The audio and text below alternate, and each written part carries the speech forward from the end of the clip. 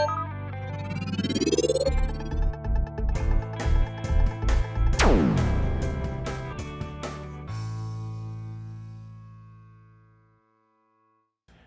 what's up, everyone? How we doing today? Good. How's it going, John? Super excited to do our second podcast here with Oscar and myself. Well, season's over, baby. Yeah, but you know what? Our last podcast, a couple things were getting said. Oh, yeah. And we got to clear that up right now. Clear the air. So, John, when he says it's Rev. RIV, he says Rev. And we're going to get it cleared. It's RIV. RIV is take a RIV. vote. No vote. Let's take a vote. Let the people's choice happen. Oh, man. What do you call it? What do you mean? You just said it. It's RIV. It's RIV. RIV is and I call it Rev. You call it Rev. It slips from because time I'm to time. revving up, dude. Oh, I'm revving up for the event. No. Follow me, people. It's RIV. RIV. Well, the grammar check it. You can put and now it's RIV. It's how it's phonetically said. RIV is RIV. How can I say it? Steve Jobs said it the best. What's keeping it outside the box. No. Don't quote me. That could be untrue. We'll see. Put it in the comments below what you feel it should be, how it should be pronounced. And my comment's gonna say RIV. And mine will say Rev because I'm always revving up. Oh, okay, John. Can you find people hyped? Well, speaking of hype, yes. event's over. Wow. An event. One event, and we're super thankful to all the schools that came out and participated. I mean, how many schools was that? Okay, so there was 12 schools, but one school, Stanley Mosque, had two. They had their magnet program. Oh, wow. And they had their regular side. So because that school's been split into two. Now, question, just so that the public knows for future references, because it's two separate schools, were they paying two separate entry fees? Yes, they did two different schools, two different entry fees, because they had almost 10 teams for each school. Oh, okay, so they were, but hypothetically, if they were to have, let's say, 5 teams for one and 5 for the other, because they are considered two separate schools, they still fall. I just wanted to be clear. They followed it as two different. They signed up as two different schools. Yeah. Okay, good. So we had Stanley Mosque. Okay. We had Encino. Encino. We had Santa Monica. It's Jennifer School. Santa Monica. Santa Monica Boulevard Community Charter. And we go do that. We had Fenn STEM Academies. Academies. We had Silmar Leadership Academy. That's my school. Right. We had Silmar Elementary. Okay. We had Kester Elementary. We had Telfair Elementary. Okay. We had Stonehurst Elementary. And I think we're down to, well, again, we had those two. Pacoima Elementary. And I think, I don't know if I'm missing one. We're missing one more. Hold on. Oh, Vaughn Street, who are brand new. Vaughn Street. Welcome, Vaughn Street. We hope you enjoyed the event. And to our returning people, looking forward for the 24-2025 season. Yes, we are. But you're probably thinking, okay, well, season's over. Yeah, what do we do? Do we pack up the boxes? Maybe. But there's some schools, I know I do it, after we start talking about what was our successes, what are the things that we need to fix, how do we get as better coaches, as coaches. Yeah, as a coach, because the students are gone. Students are gone, but I'm saying, I mean, like right after the event, obviously, the events, there's a few weeks after the event before the school is over. That is true. So if you're still having your clubs meet, this is a good time to reflect. Good time for the students to kind of see, like, okay, was my measurements off? And maybe to go back and do the measurements again, or just, just kind of looking at their program and seeing why it didn't turn the correct way. So as a coach, I would probably do at least 1 or 2 more visits after the event's done. The event's done, go back and just revisit the programs and think about, a good reflecting time and a good time to start thinking about, okay, if I would have, started it on this side of the mat as opposed to on the left side of the placement and make sure they're placing it correctly. So I think that's a good thing to start as a coach. If you're a coach and you don't know what to do afterwards because your kids are hype after the event, right? This is a good time for them to especially if you are going to have returning team members, right? Which some of us do. For example, in Encino, we start them off where they're able to apply in 3rd grade. But if they want, they come back for the following 2 years and they just master those skills. And then you have to think about, okay, what am I going to do with my 5th graders who are obviously probably going on to middle school? things like that. So, yeah, you got to start planning ahead. You got to start thinking about that. But and let's not forget wrap up, because wrapping up, taking apart those bots, as an instructor, you don't want to get stuck with that. No, you don't want to get stuck with that. And this is a good time for the students to take responsibility on putting the stuff away, neatly putting things away, Making and sure just it's ready for next year. Yeah, Pretty much ready for next year. Exactly. So I think just the reflection of it, and then you get, now everything's put away. But now this is for the returning schools. What if you came out to the event? You came and joined us. You didn't have a team, and you're thinking about, okay, I'm gonna do this. I'm gonna talk to my principal. I'm gonna talk to the admin. Where's that money coming from? Yeah, how do I start a team? Well, we've all done it. Exactly. We started out with nothing. So we want to give you some pointers on how to, like, maybe start talking to your admin. You just went to the event. You think, okay, this is something I could do. You have a few RoboHead kids who are going to want to jump on. Kids that are ready to go. I think all kids are ready to go, given the right opportunity. So how do you approach it? There's a couple of ways you can approach it. At the event, we had EV3s, which they don't make anymore. Those are the question. Yeah, or you might actually have some locked up somewhere at your campus if they've done it in the past. Which will work.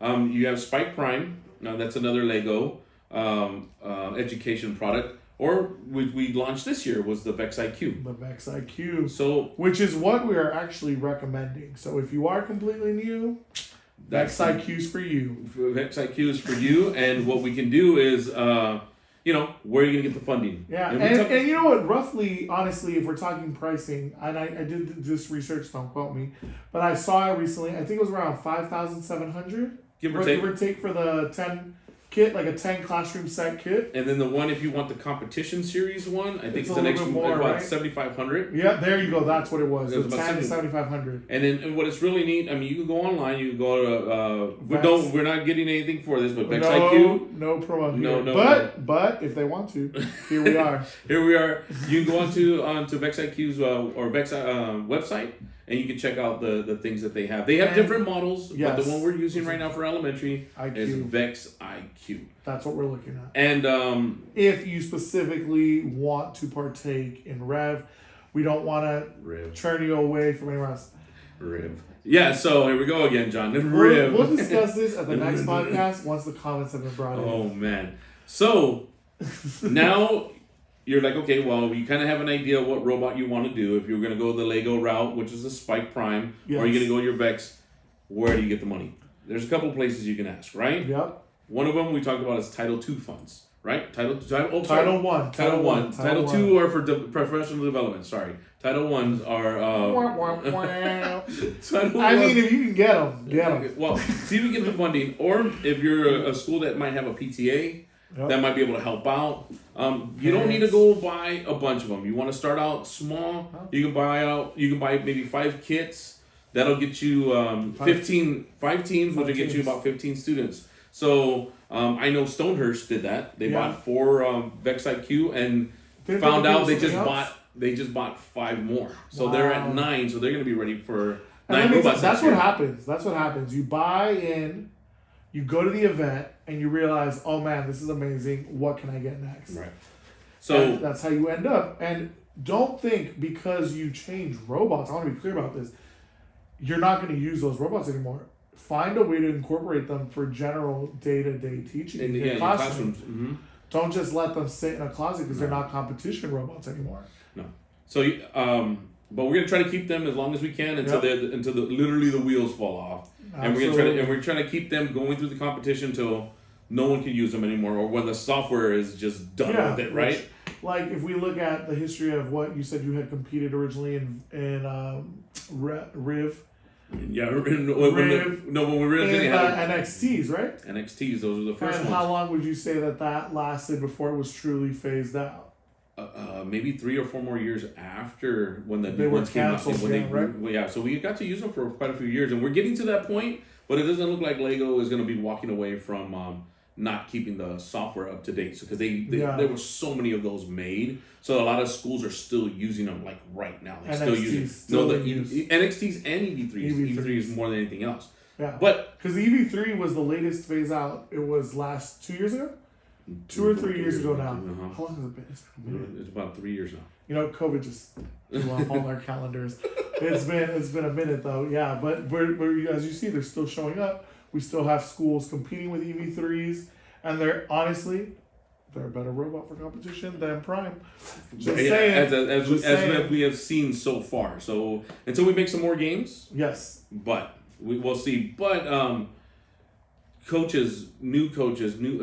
I mean, if you need to reach out to us, you can always jump onto the website. We're gonna try to find a way or email us, and we'll be more than happy to you at riv.contact@rallyinthevalley.org. Yep. And send in your questions, send an email, so let us know who you are, and we can one of us will either take a visit or we will Zoom call you and kind of walk you through the process of how to get your team started. Now, that's the other thing.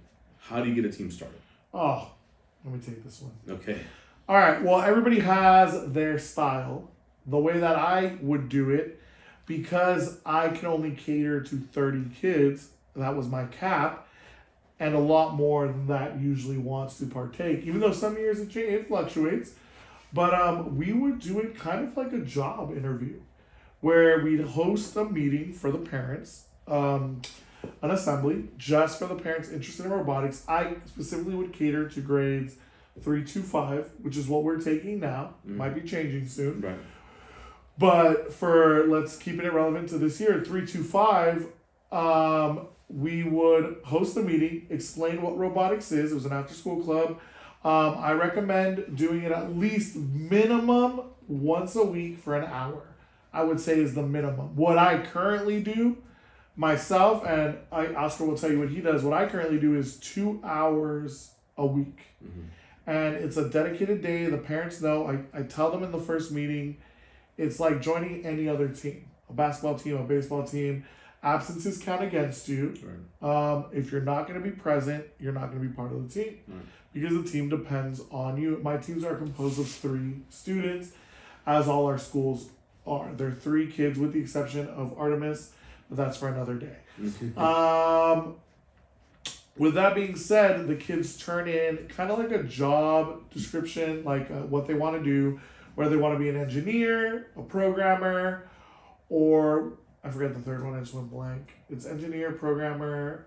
I mean, it depends on how you set it up at your school. Right. But me, what do you use? I use engineer, which is your builder, the person who likes to build. Your programmer, your coder, and then the person that's in between, I kind of use them as quality control. There we go. They kind of get the best of both worlds. They do a little bit of coding, they do a little bit of engineering, so they're kind of like that little backup, just in case. Just to clarify, this is not to say that is all that student will do. No. That is what that student is initially pointing out. That is their interest. Interests change throughout the year and as they practice. And we want the kids to master all the skills in case, God forbid, one of the kids gets sick. They are able to go in and their partners can pick up where that student did not show up. Right. And that's why we like to use 3 students, because there's the days that, kid can't stay after school, student can't stay after school, and you'll have 2 students. And it just works. Yeah, and it works because if you have 3, a lot of these kits are designed for 2 students. When you purchase them, they say best for 2. But these kits, we use them for 3. It's actually, you get more bang for your buck, especially if you're buying them for a school. Yeah. So you don't have to worry about buying 1 for every 2 students. You get 3 students doing the job. Let's say you get that one kid who doesn't come to after school robotics, and you have them in partners. Now that kid's riding solo. But if you have them in 3s, you have at least 2 kids working, and then that one kid's, when that student comes back, they can work together and problem solve that. And then how else do you do your groups? Once they turn in their application, we evaluate it, and I actually go room to room that from the student that has applied, and I talk with the teacher, and I see how they are doing in their classroom. And sometimes I make exceptions depending on the student, which is a judgment call on your end and the teacher. But for the most part, if the teacher tells me no, I know that application is not going to be valid. And then I do a raffle at the end, and we do lottery. And that's how we get our 30 kids. And then I make a waiting list, because you will have students drop off. And that's one thing that people need to know. Coaches, it's not you. The kids think it's, they're trying to jump in like, oh, robotics. I get to play with Lego, and they think it's playing, and it is. Truly, it is playing with Lego, but it's also learning. It's learning, but it's also a commitment on those students' part. So when you're putting these teams together, don't feel bad. I mean, I was losing students just before the event. I lost 2 this year. Yeah, I lost 2 this year before the event, and it was too late in the season to put someone new in. But it just so happens that it happens, and when it happens, it happens. Don't feel the pressure to keep a student on if they're miserable. What I tell my parents is, don't ruin robotics for them in elementary school. Right. It shouldn't be the parent that wants the child in. It should be the child that wants to be in. And you know what? I do the same thing. If a student's saying, you know what, I don't want to be in it, Mr. Rios, anymore, I'll ask them why. And they'll tell me, and I said, you're not gonna hurt my feelings. Yeah, no. And then I ask them. Then it's for me to learn off of why they left. Exactly. And they're like, okay, well, I got a little bored, or my team wasn't working really well with me, and which is fine. It's a growth. They're growing from that too. Yeah. So, and then you're growing from, okay, maybe next time I'm not gonna partner them up that way, or whatever the case may be. That's a deep dive in itself. Team swaps. You will encounter situations where teams are just not getting along. They're not gelling at all. And it is a call that you have to make, right, to know when it's become too much. Because sometimes we do want them to teach that we don't get partnered with our best friends every day. Right. Sometimes we have to work with people that might not be our favorite, but that's part of the learning experience. I think that's part of the beautiful thing about robotics and the robotics teams is that they have to learn to work with others that they might not necessarily have things in common with. Right. But sometimes it does become a little bit out of hand, and you need to have a game plan. What I do, and you can share what you do, but what I do is I'll talk to another team, and I'll try to arrange a mutual swap of players. If 2 teams need a little bit of change, I allow them to do the switch. I don't know if you have a limit, but I allow only 2 swaps per season. So if somebody really needs to swap, the max they can swap is twice. Then it doesn't become a team problem. It becomes a them problem. Right. And at that point, it's a whole separate discussion. But that's kind of how I navigate those waters. How about you, Oscar? So when I put teams together, it's usually our school has a program where the kids get to pick an after-school activity, club or committee or activity. Cool. So we have this thing where in the multi-purpose room, they kind of it's like rush week. Like a college thing. Yeah. So they have all the different clubs and committees that are available after school, and the students go sign up to one paper, like an application. Yeah. And they put their top 3 that they want to be in. Okay. Right? 1 in order, 1, 2, and 3. If they chose robotics or whatever one they chose, on the bottom there's a section of the paper that says, why do you want to be in this club? So the students have to handwrite why they want to be in the club. So this is versus the application that I would give. Right. They versus the application, and then got it. Then those applications, in a sense, they're gonna have applications, but they have options. It's right. Not The students, right, and they'll say, and they'll give an option on why they want each club, and then as the club leaders, we read them, and if we feel that student's gonna be something that's gonna, a lot of times the kids get the first option. This year I had exactly 18 students. Oh, nice. Sign up, so that was 6 teams. Okay, that was 6 teams. Okay, that was 6 teams. And what ended up happening, I took them all, a little mix of everybody from 3rd, 4th, and 5th. Yeah. And then we just brought them in the first club meeting. And then I went about and asking them why they wanted to be here, and then broke down that you're only allowed so many absences. What they're committing to. We tell them okay, when you're here, you're going to be committing to a scrimmage event, and you're going to be committing to the. Right. So then they know that they have, it's a job. It's a job for them, right? And you give them those real world experiences of being on a team and making sure they're going to be part. Every Monday, we have them on Mondays after school, nice. And we get them once. We only get 1 hour, but 1 hour. Coaches, it's up to you. It's your discretion too. I know some schools that have lunchtime. They do lunchtime clubs. They'll meet during lunchtime, and they'll come in and wrap that's up. 20 minutes, guys. That's not a lot of time. No, or even recess. I have kids who just don't want to go play outside, but even though you're supposed to make them play outside, they'll come in for 10, 15 minutes to come in. They're playing inside. They're playing inside, but But there's a lot of different strategies. If you guys are trying to like put teams together, get creative at any school that you're at, and reach out to the kids. I like what you brought up though, John. Don't have the parents force it upon them. No, if the kids want to do it, let them do it. Then it takes the fun out of it. Don't ruin something that they might get interested in middle school or high school, in elementary school. That is the biggest thing I tell my parents is, I understand parents want the best for their kids, and I understand they want to push them to be amazing and the greatest things, but why ruin that experience for a child at such a young age, knowing that when they go to middle school, they go to high school, they're going to have those opportunities. Right, and they don't have to do it every year. I mean, if they want to try it their first year in third grade, fine. Yeah. They did, and they might not come back They fourth don't, grade. yeah, they might not come back. But then they're back at fifth grade, and you know what, I missed it, so then you bring them not back. with me. Well, I don't take them back. No, full disclosure, because the spots are so limited for my groups, right. What I do is if they drop out in third grade or fourth, they don't come back for fifth. Wow, he's harsh. But I get why, because I mean, if you have a lot of people who are interested, I had 45 applicants this year for 30 spots. Okay, so all right. So it becomes something for me of that kid had a chance. It wasn't his cup of tea. It's elementary school.